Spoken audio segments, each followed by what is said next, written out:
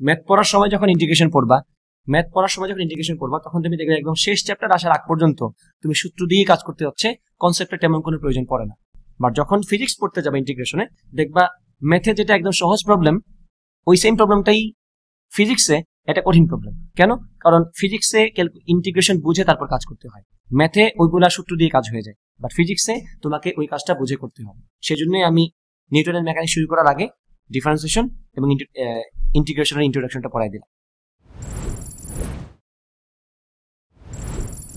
তো ক্যালকুলাসটা খুবই দরকারি জিনিস, এটা শুধুমাত্র তোমার ফিজিক্স লাগবে ব্যাপারটা এরকম না, বাট ফিজিক্স দিয়ে বোঝাটা ইজিয়ার, কারণ আমরা ফিজিক্স বুঝি। আমরা হয়তো মার্কেটিং এখন বোঝার কথা না, ফিজিক্স যেহেতু আমরা 9 থেকে পড়ে আসতেছি, আমরা গতিবেগ সরণ বুঝি। গতিবেগ সরণ দিয়ে যত ইজিলি ক্যালকুলাস বোঝা যায়, অত সহজে তুমি জাস্ট ম্যাথমেটিক্সে ওয়াই আর এক্স দিয়ে বললে তুমি অত সহজে বুঝবে না, রিলেট করতে কষ্ট হয়। বুঝছো কি বলছি?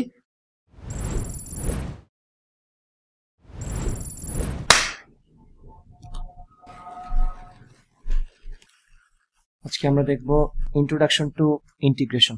গতদিন দেখছিলাম কি ইন্ট্রোডাকশন টু ডিফারেন্সিয়েশন, তাই না? রেকর্ড আপলোড দিয়ে দিয়েছি পুরাটাই, আর তুমি অবশ্যই বাসায় গিয়ে ওটা দেখে ফেলবা, ঠিক আছে? আজকের ক্লাসটা হচ্ছে আমাদের ইন্ট্রোডাকশন টু ইন্টিগ্রেশন, অথবা যেটাকে আমরা বাংলায় যোগজীকরণ বলে থাকি।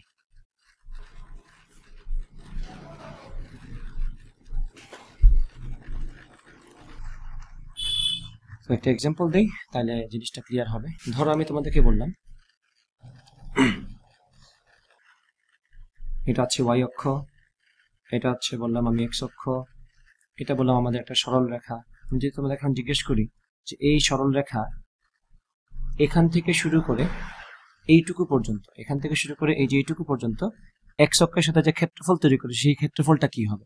ক্ষেত্রফলটা কেন দরকার সেটা একটু আগে ক্লিয়ার করি। তোমাদের এই জিনিসটা মনে আছে কিনা যে আমরা যখন এরকম গ্রাফ ফেস করতাম, আমাকে বলা হয়তো ভি ভার্সেস টি একটা গ্রাফ দিলাম, এই গ্রাফটা হচ্ছে এরকম ভাবে গেল, এরকম ভাবে গেল এবং এরকম ভাবে আসলো। তোমাদের এই গ্রাফের কথা মনে আছে? 9 একটা প্রবলেম ছিল এরকম, এখানে দেয়া থাকতো কোনো একটা ভ্যালু, আমি একটা আন্দাজে বললাম 10 মিটার পার সেকেন্ড, এটা ছিল 10 মিটার পার সেকেন্ড বেগ, 10 মিটার পার সেকেন্ড। এখানে সময়টা এভাবে দেয়া থাকতো, এটা ছিল 5 সেকেন্ড, এটা মনে করেছিল 15 সেকেন্ড, এটা মনে করে বললো 20 সেকেন্ড। তো এইভাবে সময়ের সাথে বেগের পরিবর্তনটা সুন্দরভাবে দেখানো আছে সরল রৈখিক ভাবে। এখান থেকে এখানে তোমাকে বলতো এখানে কি এই যে 0 থেকে শুরু করে 20 সেকেন্ডে, টোটাল 20 সেকেন্ডে সরণ কতটুকু আমরা বের করতাম না। এটা কিভাবে বের করতাম? অনেকে শর্টকাট পারতা, অনেকে ভেঙে ভেঙে করতাম। তোমরা বলতো যে এটা হচ্ছে সুষম ত্বরণ, এখানে আমাদের গাড়িটা অথবা মানুষটা সুষম বেগে চলতেছিল, সুষম ত্বরণে চলতেছে, এখানে আমরা আলাদাভাবে সরণ বের করতাম। দেন এখানে বলতাম সমবেগে চলতেছে, এস সমান ভিটি ধরে এখানে বের করতাম। দেন এখানে বলতাম আবার সমমন্দন, এখানে ধরে আমি আবার সরণ বের করতাম, এবং আলাদা আলাদাভাবে 3টা সরণ বের করে আমরা যোগ করে বলতাম এটা হচ্ছে মোট সরণ।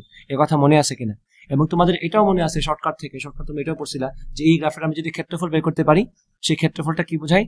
সরণ বোঝায়। তাহলে বেগ বনাম সময় গ্রাফের ক্ষেত্রফলটা আমাকে কি দেয়? সরণ দেয়। আমি যদি সরণটা বের করতে চাই, ক্ষেত্রফলটা বের করলে আমি সহজে সরণটা পেয়ে যাব। তাহলে এটা কিরকম গ্রাফ? আমি যদি ভালো মতো জ্যামিতি পারি, আমি বুঝি এটা হচ্ছে ট্রাপিজিয়াম। ট্রাপিজিয়ামের ক্ষেত্রফল যদি আমার ডিরেক্ট মুখস্থ থাকে, আমি এটাকে একটা ট্রাপিজিয়ামের মতো করে চিন্তা করে বলবো যে আমাদের এখানে ক্ষেত্রফলটা হচ্ছে হাফ, কি জানি ছিল শুরুটা, হাফ ইন্টু সমান্তরাল বাহুদের যোগফল। সমান্তরাল বাহুদের এখানে কি এই যে 0 থেকে 20 মানে 20, এখানে এটা হচ্ছে সমান্তরাল বাহু, প্লাস এখানে কত 5 থেকে 15 না, তো এই দৈর্ঘ্যটা কতটুকু হয়? 5 থেকে 15 হলে 10। তাহলে সমান্তরাল বাহুদের দৈর্ঘ্যের যোগফল ইন্টু সমান্তরাল বাহুদের দূরত্ব, এই দূরত্বটাকে 10 একক না, আমি বলবো এখানে 10। তো এখান থেকে সলভ করলে আমরা কত পাবো? 20 10 30, 2 দিয়ে 10কে ভাগ করলে হয় 5, 5 30 কত হয়? 150। তাহলে আমরা বলবো এখানে আমার মোট সরণ হচ্ছে 150 মিটার। তো এই যে ব্যাপারটা আমি ভেঙে ভেঙে করতে পারি, আমি বলতে পারি এখানে আমি আলাদাভাবে সরণ বের করলাম, আমি আলাদাভাবে সরণ বের করলাম, এই সব মিলিয়ে আমাদের মোট সরণটা এইভাবে বের করতে পারি। অথবা যদি আমি ডিরেক্ট জ্যামিতিক ভাবে জিনিসটা বুঝি, আমি এটাও বুঝতে পারবো এখন যে ক্ষেত্রফল বের করতে পারলে আমার কাজ শেষ। তো এই যে ক্ষেত্রফল বের করতে পারলে আমাদের সরণটা বের হয়ে গেল কোন গ্রাফের জন্য? ভি ভার্সেস টি। ভি ভার্সেস টি গ্রাফের ক্ষেত্রফল বের করতে পারলে আমরা সরণটা পেয়ে গেলাম। এখন গ্রাফটা এরকম দেখে কিন্তু আমি সহজে জ্যামিতিক ভাবে করে ফেলতে পারতেছি, কারণ জ্যামিতিক শেপটা আমার কমন পড়ছে।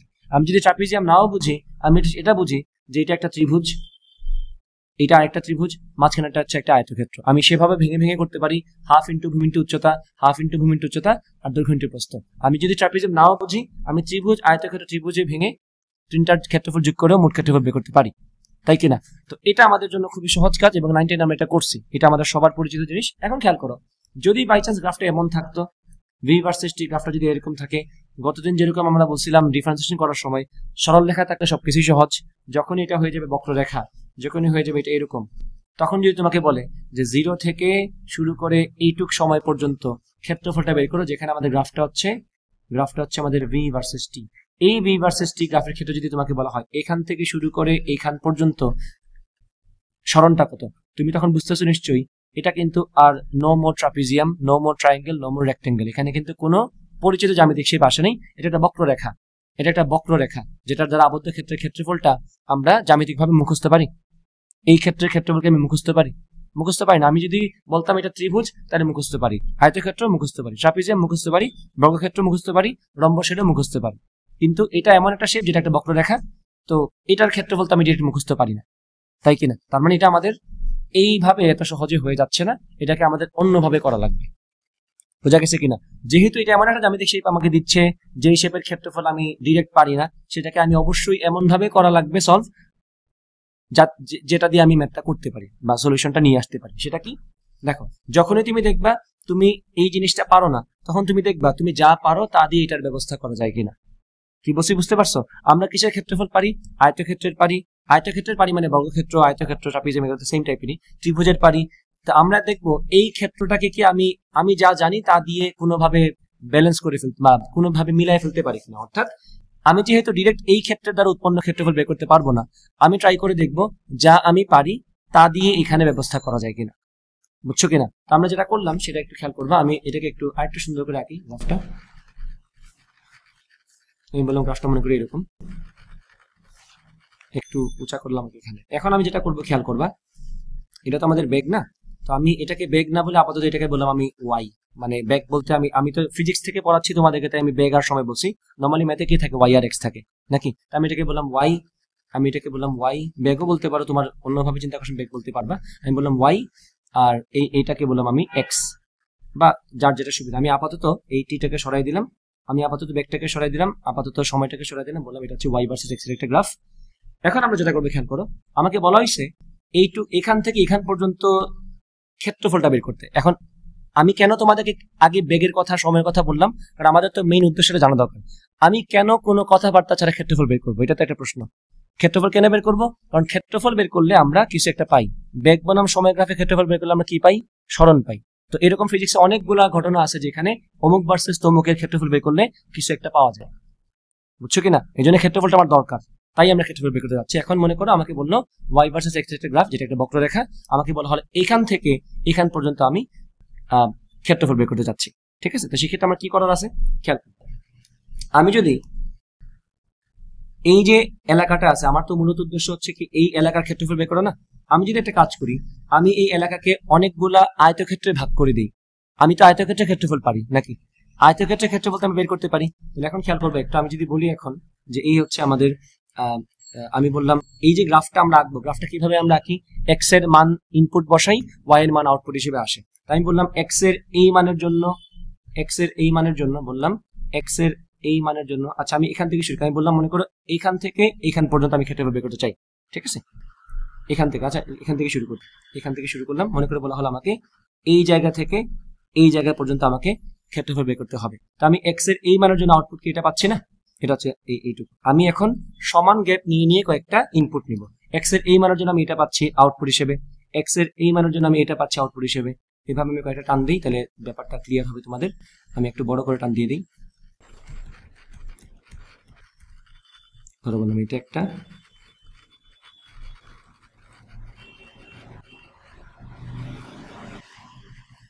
দেখো আমি কিন্তু এদের মধ্যে গ্যাপটা সমান রাখছি। আমি এখন কপি করে পেস্ট করবো, এটা এখানে নিয়ে আসলাম, এটা এখানে নিয়ে আসি,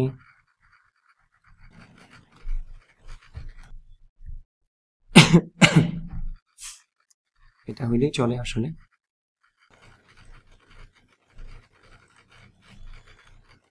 মোটামুটি চলবে। আমি এটা এখান থেকে সরাই দিই। মনে করে আমাকে বলা হলো এখান থেকে এখান পর্যন্ত আমি ক্ষেত্রফল বের করতে চাই, তা আমি এইটুকু কেটে দিই, এগুলা কেটে দিলাম।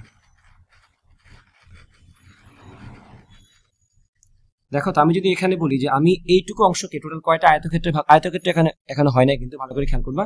আমি বললাম এটা হচ্ছে x1, আমি বললাম এটা হচ্ছে x1, এটা বললাম আমি x2, এটা বললাম আমি x3, এটা বললাম আমি x4, এটা বললাম আমি x5, এটা বললাম আমি x6, এটা বললাম আমি x7, এটা বললাম আমি x8। বোঝা গেছে? তাহলে একটু খেয়াল করবা, x1 এর জন্য যে আউটপুট সেটা কিন্তু এখানে, হাইটটা কি এটা পাচ্ছি না আমি, x1 আমি ইনপুট দিলাম, হাইট কিন্তু আমি এইটুকু পাচ্ছি। x2 ইনপুট দিলাম, আউটপুট হিসেবে আমি একটা y এর মান পাবো, সেটা হচ্ছে এই হাইট। এবং x এর মানের এগেইনস্টে y এর যে মানটা আসে, তাই বসেই তো আমি ক্রমজোড় আকারে একটা রেখা পাই। x এর মান 2, y এর মান 3, x এর মান 3, y এর মান 5, x এর মান 4, y এর মান 8। এইভাবে করে করে আমি বিন্দুগুলো বসে দেন ফ্রি হ্যান্ড ড্রয়িং করে গ্রাফটা আঁকি না? এখানে কিন্তু সিমিলার ব্যাপারটা, x1 এর জন্য আউটপুট হচ্ছে এই হাইটটা, x2 এর জন্য আউটপুট হচ্ছে এই হাইটটা, x3 এর জন্য এই হাইট, x4 এর জন্য এই হাইট, এইভাবে করে করে x8 এর জন্য এই হাইট। কোনো সমস্যা আছে কারো? নাই। তো আমি এগুলোকে জাস্ট, এখানে জায়গা তো কম সেই জন্য সবকিছু লিখতেছি না। আমি বললাম x1 এর জন্য যে হাইট সেটা হচ্ছে আমাদের y1, x2 এর জন্য যে আউটপুট বা কুটি যেটা পাচ্ছি আমরা সেটাকে বলবো আমরা y2, x এর জন্য যেটা পাবো সেটাকে আমি কি বলবো y3। এভাবে করে করে x এর জন্য কি পাবো আমরা y8। আশা করি বুঝতে পারছো, তুমি বুঝতেছো? আচ্ছা, এখন একটা কাজ করবো আমরা, খেয়াল করো, এগুলো সরাই দিলাম। এখন আমরা আয়তক্ষেত্র বানাবো। এটা কিন্তু এখন আয়তক্ষেত্র না, আমি জাস্ট রেখা টানছি। আয়তক্ষেত্র কখন হবে? যখন আমি এখান থেকে এই x অক্ষের সমান্তরাল একটা রেখা টানবো। তাহলে কি এই রেখা আর এই রেখা সমান্তরাল হয়ে গেল না? বাহু সমান্তরাল, এটা সমান্তরাল তো অলরেডি আছে, এদেরকে কিন্তু আমি লম্ব হিসেবে টানে গেছি, এরা কিন্তু পরস্পর সমান্তরাল অলরেডি আছে। বাট এখন আমি যখন এখান থেকে এখানে টানলাম, তাতে করে কি হয়ে গেল? এটা একটা আয়তক্ষেত্র হয়ে গেল না? যে আয়তক্ষেত্রের হাইটটা কত বলো তো, একটু জুম ইন করি। আয়তক্ষেত্রের হাইটটা কত হবে? এই প্রথম আয়তক্ষেত্রের হাইটটা কত হবে বলতো? y1 না?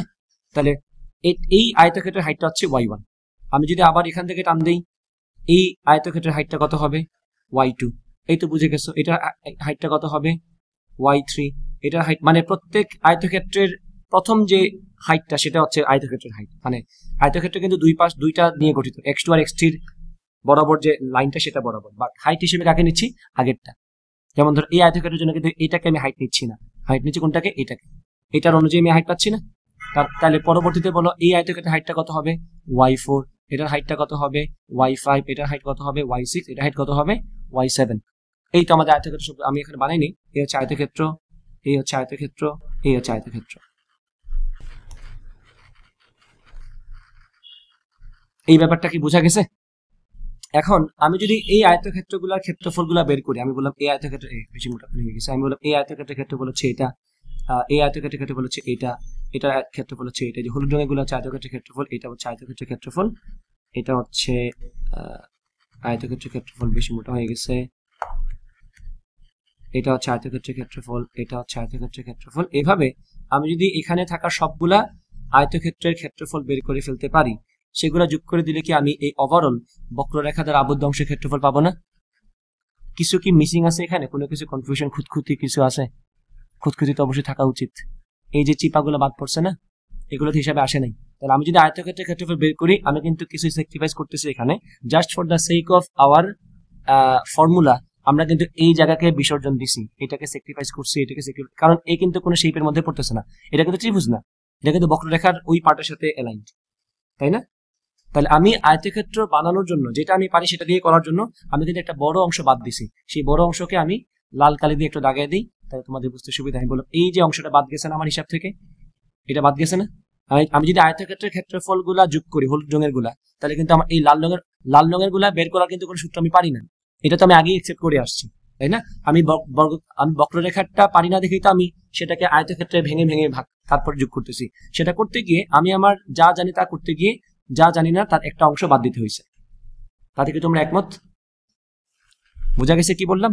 তাহলে আমি যদি এখন বলি এই যে এখান থেকে x1 থেকে শুরু করে x9 x8 পর্যন্ত টোটাল আয়তক্ষেত্র কয়টা? 1 2 3 4 5 6 7টা আয়তক্ষেত্র। এই 7টা আয়তক্ষেত্রের ক্ষেত্রফল যদি আমি যোগ করি আমি কি পাবো বলতো? আমি বলবো এখানে এরিয়া এর পরিমাণটা কত হবে? এখানে এরিয়া সমান আসবে, এখানে এরিয়া সমান আসবে, আমি কি এই আয়তক্ষেত্রের ক্ষেত্রফলকে কি আমি একটা জিনিস একটু খেয়াল করবা, এখানে প্রত্যেকটা আয়তক্ষেত্রের ভূমি কিন্তু সেম। দেখো আমি কিন্তু সমান গ্যাপ নিয়ে নিয়ে কিন্তু টান দিছি। এখানে কিন্তু এমন না যে একটা চিকন একটা মোটা, সবগুলো কিন্তু সমান মোটা। তো এই x2 আর x1 এর মধ্যে গ্যাপ যতটুকু, এই x2 আর x3 এর মধ্যে কিন্তু গ্যাপ ততটুকু, এখানে কিন্তু গ্যাপ ততটুকু। অর্থাৎ প্রত্যেকটা আয়তক্ষেত্রকে আমি সমান প্রস্থের নিছি। হাইট কিন্তু আলাদা, অ্যাকর্ডিং টু দ্য গ্রাফ আমার হাইট কিন্তু বাড়ছে, কিন্তু আয়তক্ষেত্র একটারও কিন্তু আমি আঁকার সময় অবশ্যই একটু এদিক সেদিক হয়েছে, বাট ভালো করে খেয়াল করো আমি ট্রাই করছি সবগুলাকে সমান প্রস্থের রাখতে, প্রস্থ সবার সমান।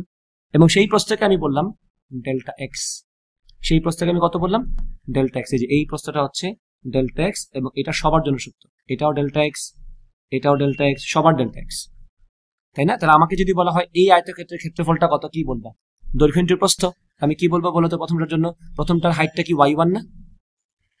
আসো, প্রথম আয়তক্ষেত্রের হাইটটা কত? y1 ইনটু এটা দৈর্ঘ্য, প্রস্থ কত? Delta x. তারপরের আয়তক্ষেত্রের হাইটটা কত? y2 ইনটু তার ক্ষেত্রফলটা কত, সরি তার প্রস্থ কত? Delta x. এভাবে করে করে আমরা y3 ইনটু ডেল্টা এক্স, এভাবে করে করে আমরা কত পর্যন্ত যাবো বলতো? y8 না y7, কারণ y8 এর জন্য কিন্তু আর কেউ নাই সামনে, থাকলে এখান থেকে বলতাম আরেকটা। আমরা কিন্তু y7 পর্যন্ত যাচ্ছি, তাই না? y7 দিয়ে যা আসে তাই তো আমার লাস্ট আয়তক্ষেত্র। তাই আমি বলবো কি শেষে কে আসলো? y7 into delta x. এই হচ্ছে আমাদের ওভারঅল এরিয়া। কিন্তু এই যে লাল রঙের গুলো বাদ গেল না, সেটাকে আমি কোনো একভাবে তো বোঝানো উচিত গ্রাফিক্যালি। আমি বলবো একটা বড় অংশ আমি বাদ দিছি, সেটা হিসাব আমি করতে পারিনি, তাই রাখলাম, এটা বাকি আছে, এটা আমার এখনো হিসাব করা হয় নাই। এররটা কি বুঝতে পারছো? মানে আমি যা পারি তা দিয়ে করতে গিয়ে একটা অংশ বাদ দিতে হয়েছে, সেই বাদ দেওয়া অংশটা যথেষ্ট বড়, এটাকে আমি ইগনোর করতে পারি না। আমি বলতে হবে যে আমার আনসারটা এখন পারফেক্টলি মানে কারেক্ট হয়নি, একটা অ্যামাউন্ট পাইছি, কিছুটা বাদ দিতে হয়েছে আমার। তো এটার সমাধান কি হতে পারে? সমাধানটা এই তো নিচে গিয়ে করবো এখন। এটা কি সমস্যা বুঝতে পারছো? সমস্যা বুঝতে না পারলে সমাধানও বুঝবা না। আসলে সমস্যা না বুঝলে সমাধান বোঝা সম্ভব না। সমস্যা বুঝতে পারছো? আচ্ছা, তাহলে আমি সমাধানে যাই।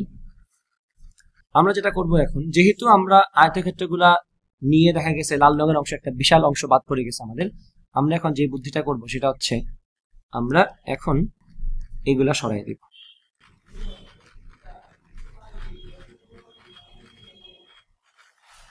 এগুলো সরাই দিব।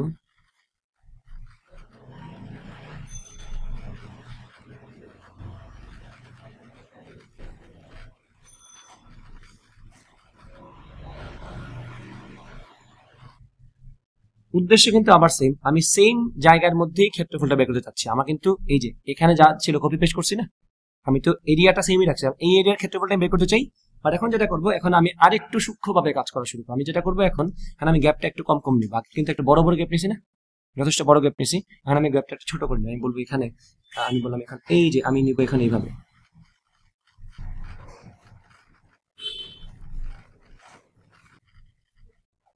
আশা করি বুঝতে পারছো ঘটনা কোন দিকে যাচ্ছে। না বুঝতে পারলে একটু পরেই বুঝবা। আমি এখন এটাকে যদি একটু কপি পেস্ট করে দিই, কপি পেস্ট নিলাম, পেস্ট নিলাম, পেস্ট নিলাম, এই তো মোটামুটি আশা করা যায় কিছুটা আমরা বুঝে নিব নিজেরা। এখন এখান থেকে আমরা এটাকে সরাই দিই।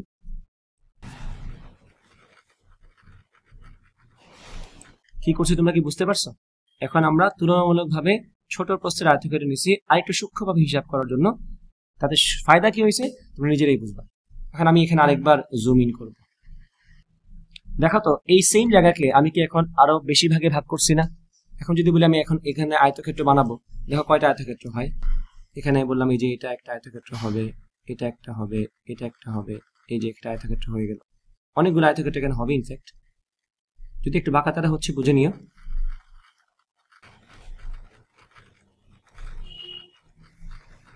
এখন যদি আমি এই হিসাব করি, এখন কয়টা আয়তক্ষেত্র হয়েছে বলতে, এখানে x1 থেকে শুরু করে x2, x3, x4, x5, x6, x7, x8, x9, 10, 11, 12, 13, 14, 15, 16 পর্যন্ত যদি আসে, তাহলে আয়তক্ষেত্র কয়টা হবে বলতো? 15 পর্যন্ত, ওই যে এটার জন্য। তাহলে x15 পর্যন্ত আমাদের, তাহলে এখানে টোটাল আয়তক্ষেত্র কয়টা নিছি? 15টা। আগেরটাতে কয়টা নিছিলাম? মাত্র 7টা। এই যে 1 2 3 4 5, 1 2 3 4 5 6 7। আশা করি বুঝছো। হ্যাঁ, আয়তক্ষেত্র কয়টা নিছি? 15টা। এখন আমি এগুলোকে আবার কালার করে দিই, কমলা করে দিয়ে, এখানে একটু বড় করে এঁকে দিই। এখন আর এটা বড় করে আঁকার দরকার নেই, আমি এখন জাস্ট দেখাবো। এখন যখন আমি এই 15টা আয়তক্ষেত্রের ক্ষেত্রফল বের করে যোগ করব, সেক্ষেত্রে বাদ যাওয়া অংশের পরিমাণ কিন্তু খুবই কম আগেরটার তুলনায়। বিড়াল আসছে কই?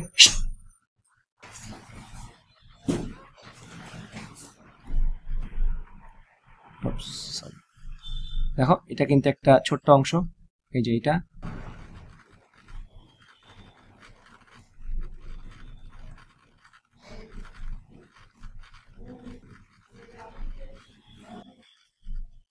দেখো তো এখন কি আগের থেকে তুলনামূলকভাবে কম বাদ গেছে না? আগে একটা বড় অংশ বাদ গেছিল, বিশাল বিশাল অংশ বাদ গেছিল, এখন সেই তুলনায় কিন্তু বাদ গেছে কম। তাহলে এখন আমাদের টোটাল এটা আমি কেন করতে পারছি? কারণ আমি এখন আয়তক্ষেত্রের সংখ্যা বাড়াই দিচ্ছি। একই জায়গার মধ্যে আমি এখন ভাগ বাড়াই দিছি না? ভাগ বাড়াই দিছি মানে কি, আগের বার এরর ছিল বেশি, এখন এরর হয়ে গেছে কম। এটা কি মিন করে? আমি যত বেশি ভাগে ভাগ করব তত এরর কমতে থাকবে। আমি যদি অসংখ্য ভাগে ভাগ করি, এররের পরিমাণ প্রায় শূন্য হয়ে যাবে, কারণ অসংখ্য এর এগেইনস্টে কি আছে? শূন্য আসে। আমি 10 ভাগে ভাগ করছি, কিছু এরর ছিল। 100 ভাগে ভাগ করছি, এরর আরো কমছে। 1000 ভাগে ভাগ করছি, এরর আরো কমছে। আমি যখন বলবো অসংখ্য ভাগে ভাগ করলাম, অসংখ্য তার উল্টা সাইডে কি আছে? শূন্য। কি বলছি বুঝতে পারছো কিনা? আচ্ছা, তাহলে এখন এটাকে যদি আমি সাজাই, আমি এখন এইভাবে লিখবো y7 ডেল্টা x, না লিখে আমি শেষ পর্যন্ত কি লিখবো এখানে? y15 ইন্টু ডেল্টা x, যেখানে এই যে বাদ যাওয়া ত্রুটির পরিমাণ এটা কিন্তু এখন নগণ্য। সেই পরিমাণটা এখন কি হবে? সেই পরিমাণটা এখন হবে এই যে ধরো এইটুকু। সব মিলে কিন্তু একটা ছোট্ট অংশ, আগেরটার তুলনায় কিন্তু এখন অনেকটুকু কমে গেছে ত্রুটির পরিমাণ। তাহলে আশা করি এটুকু বুঝতে পারছো। আমি যদি ভাগের পরিমাণ আরো বাড়ে, এখানে ভাগ করছি মাত্র 15, মাত্র 15 ভাগে ভাগ করাতে এত সুবিধা আমরা পেয়ে গেলাম। আমি যদি এখানে 100 ভাগে ভাগ করি, এররের পরিমাণ আরো কমবে, যেটা আমার আইকা দেখানো আসলে সম্ভব না, আর বোঝানো তোমার দরকার নেই। তোমরা মানুষ বুঝে যাওয়ার কথা এটা। যত বেশি ভাগে ভাগ করব তত আমার এখানে সুবিধা আসবে। তাহলে আমি তো সব থেকে ভালো সুবিধা চাই, আমি চাই কোনো এরর না থাকুক, তাই না? আমি চাচ্ছি কোনো এরর না থাকুক। সেক্ষেত্রে আমাদের কি করতে হবে? অসংখ্য ভাগে ভাগ করব। যখনই অসংখ্য ভাগে ভাগ করে আমরা ক্ষেত্রফল বের করে তারপরে যোগ করি, তখন সেটার নাম হচ্ছে ইন্টিগ্রেশন, আর কিচ্ছু না। ক্ষেত্রফল বের করার জন্য যে মেথডটা ফলো করলাম, সেই মেথডটাকে যখন আমরা অনেক সূক্ষ্মভাবে করব, অসংখ্য ভাগে ভাগ করব, তখন সেই ক্ষেত্রফল যোগ করার নামই হচ্ছে ইন্টিগ্রেশন বা যোগজীকরণ। বোঝা গেছে কিনা? ক্ষেত্রফল যোগ করার ব্যাপারটা যদি বুঝো, তাহলে জাস্ট মনে রাখবে ক্ষেত্রফল বের করে, এই যে আয়তক্ষেত্র নিয়েছিলাম অনেকগুলা, সেগুলো ক্ষেত্রফল বের করে যোগ করছি, কিছু এরর রয়ে গেছিল, আমি আয়তক্ষেত্রের সংখ্যা বাড়িয়ে দিলাম একই জায়গার মধ্যে, এরর কমছে। আমি আরো বাড়ালাম, আরো কমছে এরর। আমি অসংখ্য ভাগে ভাগ করলাম, এরর শূন্য হয়ে গেছে। তো এই ব্যাপারটাকে আমরা কি বলি? ইন্টিগ্রেশন। এবং যখন আমি অসংখ্য ভাগে ভাগ করবো, এপিয়ারেন্টলি যখন আমি অসংখ্য ভাগে ভাগ করবো, তখন এরর আমি বলবো এরর নাই। বোঝা গেছে কিনা? আচ্ছা,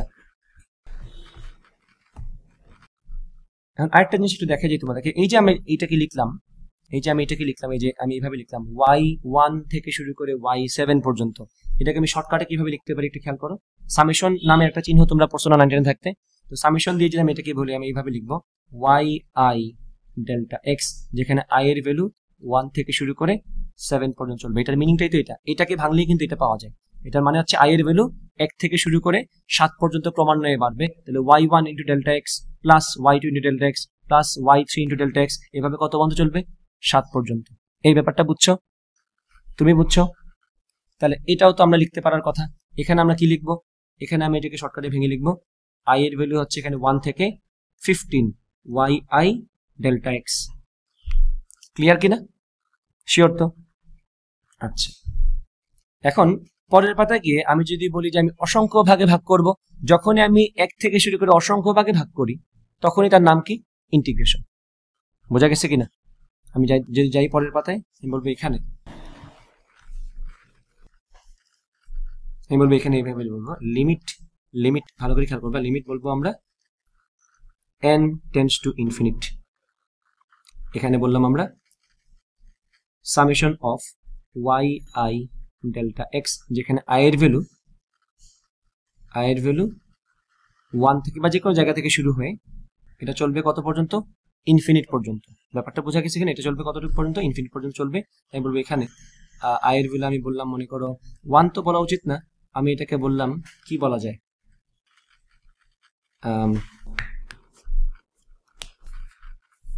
সাজায় দিই ঠিক মতো এটাকে।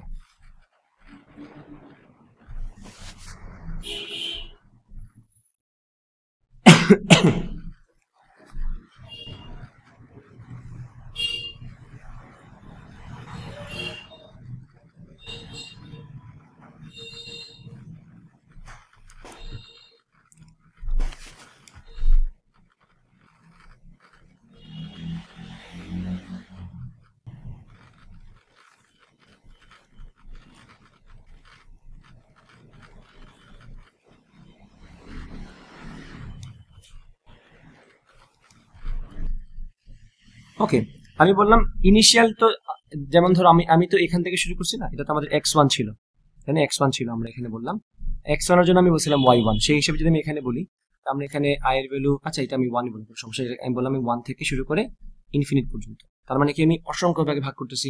আমি 15 দিছিলাম মানে কি 15 ভাগে ভাগ করছিলাম না এখানে, আমি 7 দিছি মানে কি এখানে 7 ভাগে ভাগ করছি।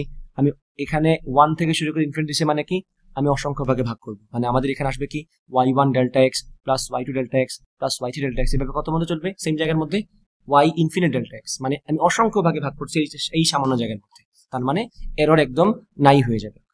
ঠিক আছে, এই যে জিনিসটা আমি করলাম এখানে, এই সমস্তটাকে এক কথায় প্রকাশ করা হয় ক্যালকুলাসের ভাষায় ইন্টিগ্রেশন অফ y dx, যেখানে লিমিটটা কত, লিমিটটা হচ্ছে মনে করো x1 থেকে x2, মানে x1 থেকে x2 বলতে বোঝাচ্ছি আমি এখান থেকে শুরু করব, আমি ওখানে শেষ করব, এবং ইন বিটুইন আমি অসংখ্য ভাগে ভাগ করব। বোঝা গেছে কিনা? x1 x2 বলতে এখানে কি বোঝাচ্ছে, এটা বোঝাচ্ছি মূলত আমার এখান থেকে শুরু করে আমি তো এখানে ভাগ করছি, তাই x এর নাম্বারিং করছি 1 থেকে 16 পর্যন্ত। আর আমি যদি বলি এখান থেকে শুরু করে তুমি এখানে যাবা, মাঝখানে তুমি অসংখ্য ভাগে ভাগ করবা, তখন আমি এটাকে বলবো x1, এটাকে বলবো x2, এবং মাঝখানে আমি অসংখ্য ভাগে ভাগ করছি। কি বলছি বুঝতে পারছো কিনা? মানে এই কথাগুলো বাংলায় যা বললাম তার সমস্তটা সারসংক্ষেপ হচ্ছে এই জায়গাটা, integration of y dx x1 to x2, এটার মিনিং হচ্ছে তার এই যে ডেল্টা x হঠাৎ করে dx হয়ে গেল কেমনে, যখনই ক্ষুদ্রাতি ক্ষুদ্র, গতদিন ডিফারেন্সিয়েশনে বলছিলাম না, যখনই ডেল্টা x তখনই মানে হচ্ছে একটা বড় গ্যাপ, যখনই dx মানে হচ্ছে ছোট গ্যাপ। তাই আমি অসংখ্য ভাগে যদি ভাগ করি, আমি যদি এটাকে 3 ভাগে ভাগ করি, 3টা ভাগের পরিমাণ একটা পাবো আমরা।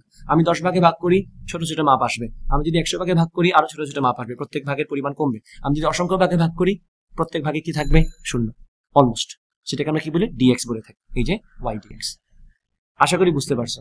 এই হচ্ছে তোমাদের ইন্টিগ্রেশনের কনসেপ্ট। এই কনসেপ্টটা জানা থাকলে পরবর্তীতে আমরা এখান থেকে আরো ভবিষ্যতে যে ম্যাথগুলো করবো সেগুলো দেখতে পারবো।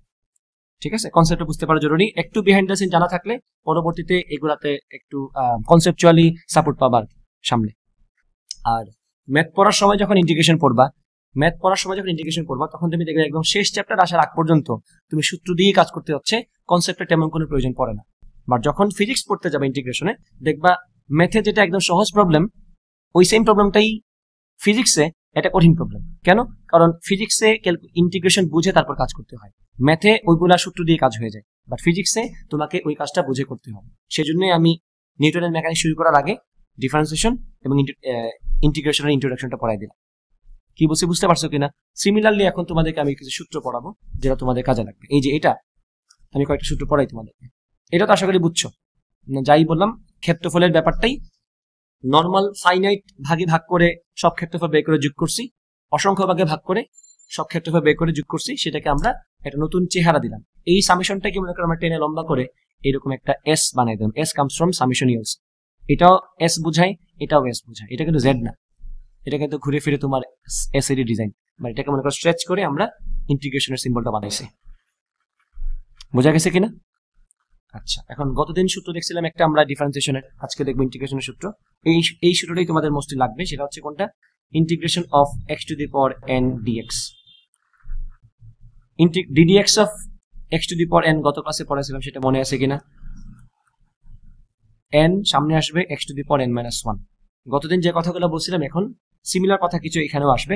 এটা সূত্র হচ্ছে এরকম, integration of x to the power n dx হচ্ছে x to the power n plus 1 divided by n plus 1।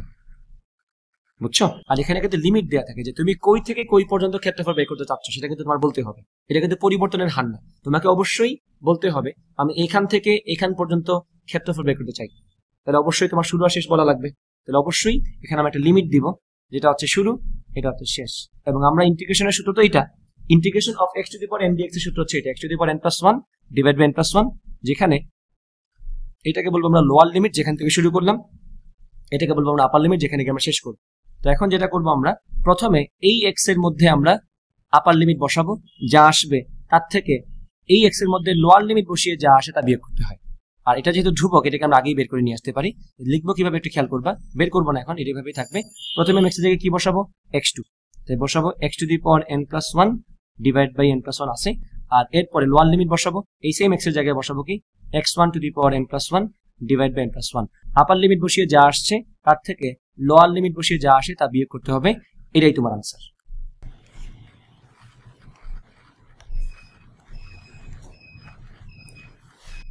বুঝতে পারছো কি করছি? আপার লিমিট বসিয়ে যা আসছে তার থেকে লোয়ার লিমিট বসিয়ে যা আসে তা বিয়োগ করতে হয়। ক্লিয়ার? এখন আরো কয়েকটা সূত্র দেখাই তোমাদেরকে। ধরো এটা ডিফারেন্সিয়েশনের মতোই, আমি বললাম মনে করো C into x to the power n. তো এখানে ডিফারেন্সিয়েশন যেরকম বলছিলাম ধ্রুবক থাকলে তাকে বের করে নিয়ে আসা যায়, গত ক্লাসে বলছিলাম x to the power n dx. অবশ্যই এই সিটাকে আমরা আবার আগের মতো বের করে নিয়ে আসতে পারবো। ডিফারেন্সিয়েশন কি বের করছিলাম না গতদিন, যে সি বা এ ছিল, বের করে নিয়ে আসছিলাম, বললাম C into integration of x to the power n dx. এখন এখানে সিম্পলি তুমি জাস্ট সূত্র দিয়ে কাজ করবা, x to the power n plus one divide by n plus one. আর লিমিট তোমার অবশ্যই দেওয়া থাকবে বা তুমি নিজে বুঝতে পারবে লিমিটটা কোনটা, সেটা তুমি অ্যাপ্লাই করে এখন এটার মধ্যে কাজ করতে পারবে। বোঝা গেছে কিনা? আরো অনেকগুলো সূত্র আছে যেগুলো এখন তোমাদের ওইভাবে প্রয়োজন পড়বে না, যখন লাগবে তখন আমি বলে দিই।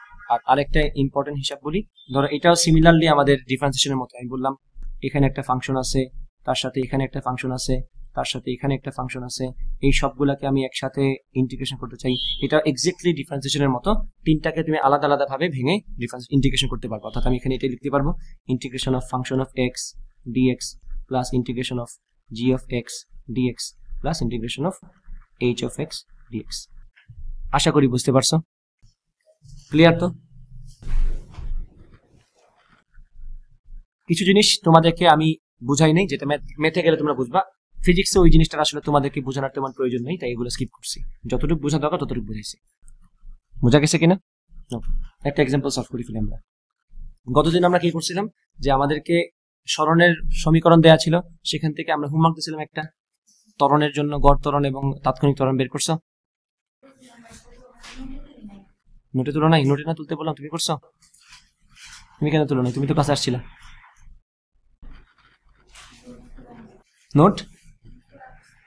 নোটও পুরা করো নাই কেন? তুমি তো বাড়িতেও যাও নাই রেকর্ডের জন্য, তাইলে কি করবা? আচ্ছা ঠিক আছে, এটা করো।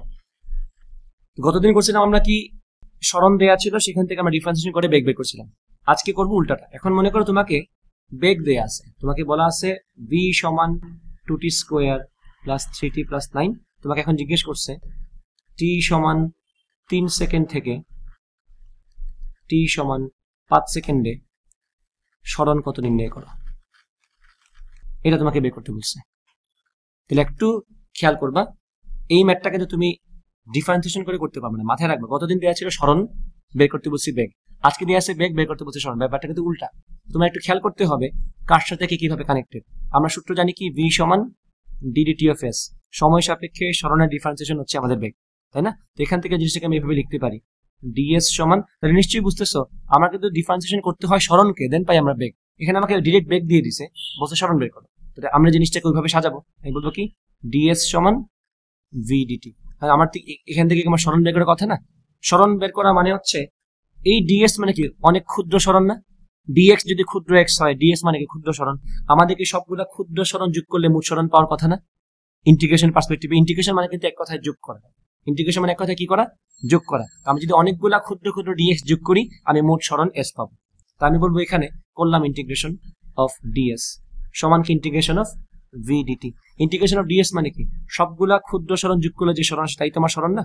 আমি এখানে কি বলবো, এখানে আমি এখানে বলবো আমার মোট সরণ হচ্ছে এখানে s, লিখলাম এখানে s, তারপর এখানে লিখলাম ইন্টিগ্রেশন অফ vdt না, v আসলে কে 2t square plus 3t plus 9 না? আমি এখানে এটাকে লিখবো 2t square plus 3t plus 9 dt। আর লিমিটটা কত দিছে আমাকে দেখো তো, বলছে না t সমান 3 সেকেন্ড থেকে t সমান 5 সেকেন্ডে, এই হচ্ছে আমার লিমিট 3 to 5। এখন মাত্র শিখে আসছে আমরা সূত্রটা, কিভাবে সেটা বের করতে হয় দেখো। আমরা বলবো এই যে আমি বলছিলাম একটু আগে আলাদা আলাদা ভাবে সবগুলোকে ইন্টিগ্রেশন করা যায়, তো আমি এখানে এটাকে এইভাবে লিখবো integration of 2t square dt plus integration of 3t dt plus integration of 9 dt। লিমিটটা কত? 3 থেকে 5, 3 থেকে 5, 3 থেকে 5। আশা করি বুঝতে পারছো নাকি? আচ্ছা, এখন তাহলে খেয়াল করো, এখন যদি সূত্র অ্যাপ্লাই করি, এই টুটা কি ধ্রুবক না, বাইরে চলে আসবে। তাহলে ইন্টিগ্রেশন কত থাকলো? t square dt। t square integration মানে কত হবে? t to the power 2 plus 1 divided by 2%। খেয়াল করো সূত্রটা কি লিখে আসছে আমরা মাত্র, integration of x to the power n dx মানে কি x to the power n plus 1 divide by n plus 1। তো আমাদের কি এখানে t স্কয়ার না, t স্কয়ার, তাহলে পাওয়ারটা হচ্ছে 2, আমি লিখবো এখানে কি t to the power 2 plus 1 মানে 3 ডিভাইড বাই 2 প্লাস 1 মানে 3, লিমিটটা কত 3 to 5 প্লাস এই 3 টা বাইরে আসবে ধ্রুবক হিসেবে, দেন ভিতরে কি আছে t dt, t এর পাওয়ারটা কত 1, তাহলে t to the power 1 plus 1 মানে 2 ডিভাইড বাই 1 প্লাস 1 মানে 2, লিমিট কত 3 to 5, এরপর একটা নিচে লিখতে হবে 9 বাইরে নিয়ে আসলাম, ইন্টিগ্রেশন অফ dt মানে কত t না, সবগুলো ক্ষুদ্র ক্ষুদ্র dt যোগ করলে কি পাবো আমরা মোট t পাবো। ইন্টিগ্রেশন এটা জাস্ট একটা কমন সেন্স হিসেবে মাথায় রাখবা কি, এটা যেরকম ভাবে লিখছি এটা মনে রাখবা সূত্র হিসেবে, ইন্টিগ্রেশন অফ dx সমান কি x, ইন্টিগ্রেশন অফ dx মানে কি x। যদি ম্যাথমেটিক্স পড়তে গেলে দেখবে এখানে x প্লাস c আছে, বাট সেই আলোচনা এখন আমি যাচ্ছি না, ফিজিক্সে তোমার এটা নিয়ে না ভাবলেও চলবে, ফিজিক্সে আপাতত তোমাদের এগুলো নিয়ে ভাবতে হবে না। ইন্টিগ্রেশন অফ dx মানে কি সবগুলা ক্ষুদ্র ক্ষুদ্র x যোগ করে, মানে যত ক্ষুদ্র ক্ষুদ্র ভাগ আছে সব যদি যোগ করে দিই আমি কি মোটটা পাবো না, আমি কি x কেই অসংখ্য ভাগে ভাগ করে প্রত্যেক ভাগকে dx বলতেছি না, তাহলে সবগুলা dx যোগ করলে কি হবে x পাবো, রিভার্সে চিন্তা করবো আর কি এখানে।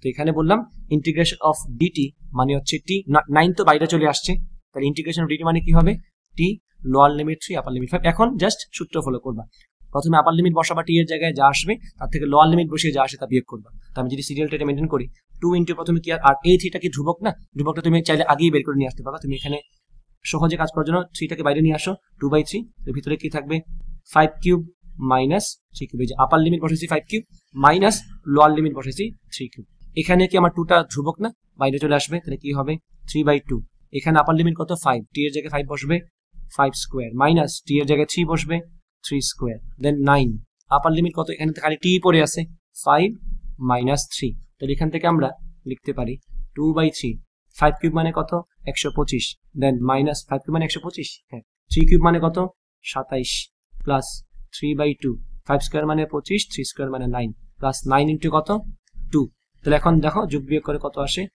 125 থেকে 27 গেলে কত থাকে, 15 থেকে 7 গেলে হচ্ছে 8, 15 থেকে 7 গেলে হচ্ছে 8, তারপরে 11 থেকে 2 গেলে 9, ঠিক আছে যোগ বিয়োগ 125 থেকে 27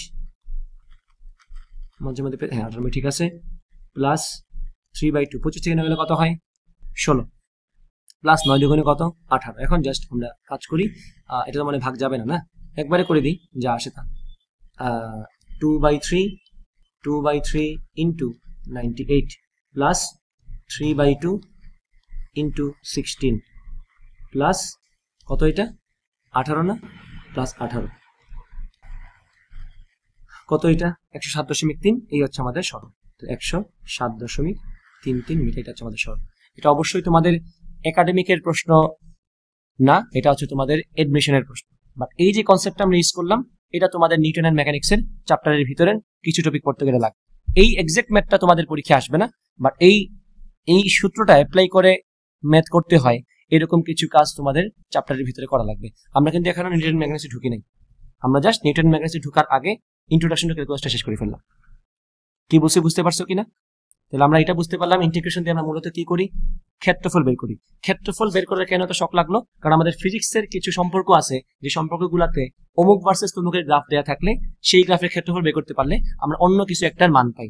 বেগ বনাম সময় দেয়া থাকলে আমরা ক্ষেত্রফল বের করলে সরণ পাই, ত্বরণ বনাম সময় দেয়া থাকলে ক্ষেত্রফল বের করলে আমরা বেগ পাই। মানে রিভার্সে চিন্তা করব, পরিবর্তনের হার করে যা পাই উল্টাভাবে চিন্তা করলে ক্ষেত্রফল বের করলে আমরা ওই উল্টাটা পেয়ে যাই। যেমন ধরো সময় সাপেক্ষে বেগের ডিফারেন্স সরণের ডিফারেন্সিয়েশন করলে আমরা বেগ পাই, সময় সাপেক্ষে সরণের ডিফারেন্সিয়েশন করলে আমরা বেগ পাই, আবার বেগের সাথে সময়ের ইন্টিগ্রেশন করলে আমরা সরণ পাই। সম্পর্কগুলা কানেক্টেড। সো ম্যাথ দিয়ে ক্যালকুলাস না পড়ে ফিজিক্স দিয়ে ক্যালকুলাস পড়াটা বেটার, কারণ জিনিসগুলা ইজিলি ইমাজিন করা যায়। ম্যাথ আউট অফ নোওয়্যার আসে নাই, ম্যাথ কিন্তু ফিজিক্সের দরকার থেকে আসছে, ফিজিক্সের দরকারই ক্যালকুলাসের আবির্ভাব। পরবর্তীতে ক্যালকুলাসের আরো শাখা প্রশাখা বের হয়েছে, সায়েন্সের সকল সেক্টর, সায়েন্স না ইনফ্যাক্ট সকল সেক্টরেই, ইকোনমিক্স বলো তোমার ইকোনমিক্স বলো তুমি এগ্রিকালচার বলো, সকল জায়গাতেই ক্যালকুলাস দরকার, কারণ সব জায়গাতেই পরিবর্তন আছে, সব জায়গাতেই পরিবর্তন হার বুঝতে হয়, ব্যবসায়েও পরিবর্তন হার বুঝতে হয়, কেমন লাভ হচ্ছে কেমন লস হচ্ছে, ফিনান্সেও লাগবে, অ্যাকাউন্টিং এ লাগবে। তুমি যদি কারো